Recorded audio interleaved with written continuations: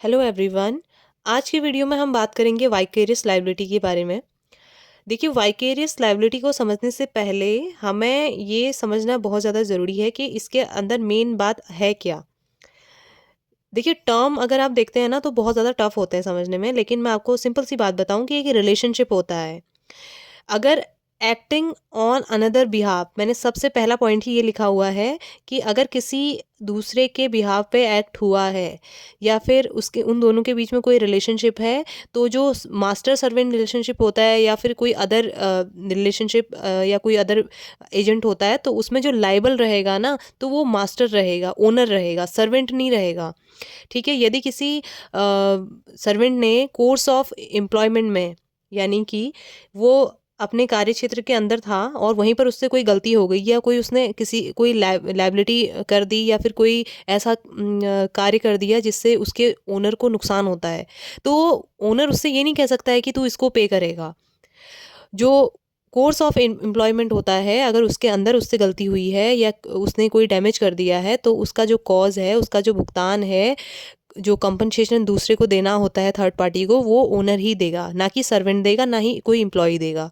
तो सिंपल सी बात है कि वाइकेरियस लायबिलिटी में हम ये देखते हैं कि वो कौन कौन से पॉइंट्स हैं जो हमें समझने हैं कि जो मास्टर सर्वेंट रिलेशनशिप है, एक्ट ऑन अनदर बिहाफ है, कि किसी और के बिहाफ पे अगर आपने गलती कर दी है तो पे कौन करेगा, लाइबल कौन होगा। सिंपल सी बात है, क्योंकि जो टॉट है ना बहुत ही सिंपल है। अगर आप इसको सीखेंगे, समझेंगे ना, आपको इसके टर्म्स में बहुत ज़्यादा नहीं घुसना है। पहले समझना है कि कोई टर्म किस बारे में बात कर रहा है। अगर वो बात आपको समझ में आ गई तो ये जो टर्म्स होते हैं वो इजीली समझ में आ जाते हैं। तो हम देखते हैं, a general rule of tort liability is that person who cause damages must pay compensation if there is some relationship between defendant and other third party.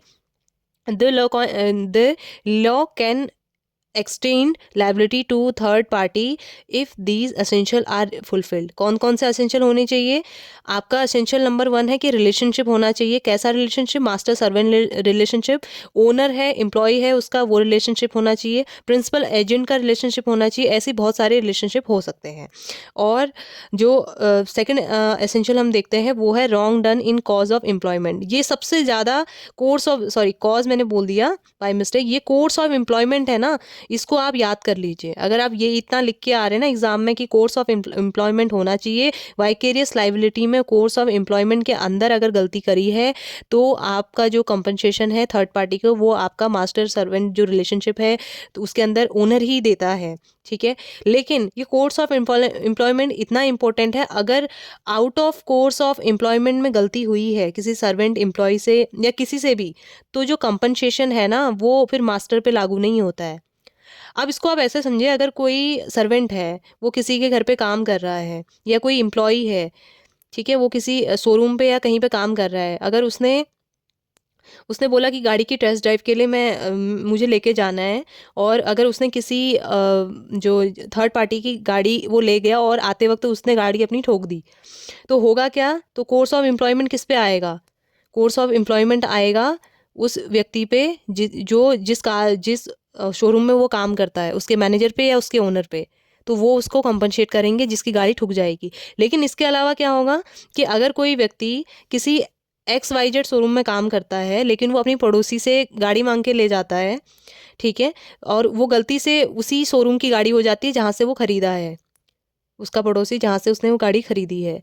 तो अब होगा क्या कि अब वो गाड़ी को ले गया मांग के और उसने गाड़ी ठोक दी, गाड़ी में कोई रॉन्गफुल एक्ट कर दिया, तो वो कंपनी को क्लेम नहीं कर सकता कि ये इस कंपनी की गाड़ी है, इस शोरूम से आपने खरीदी है तो आपको ये कंपनसेट देंगे। तो इसमें ये माना जाएगा कि वो out of course of employment था, मतलब वो उस टाइम पे अपनी जॉब पे नहीं था, अपने एम्प्लॉयमेंट पे नहीं था। तो सिंपल सी बात है, तो इसमें जो लाइबल होगा, ओनर लाइबल नहीं होगा, वो आदमी खुद लाइबल होगा। तो इसमें बहुत ज़्यादा इंपॉर्टेंट केसेस भी हैं, और एग्जाम पर्पज से अगर आप देख रहे हैं तो इतना अगर आप बेसिक समझ जाते हैं तो इतना इनफ हो जाता है।